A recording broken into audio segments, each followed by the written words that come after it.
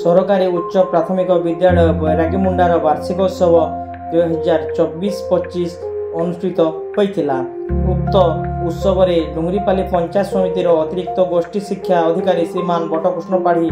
मुख्य अतिथि रूपे जोग देइथिबा बेले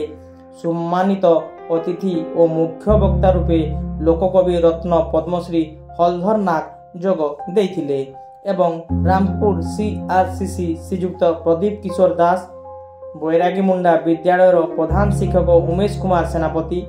पणकिटा नायकेनबाली पंचायत सरपंच गोविंद सेठ एवं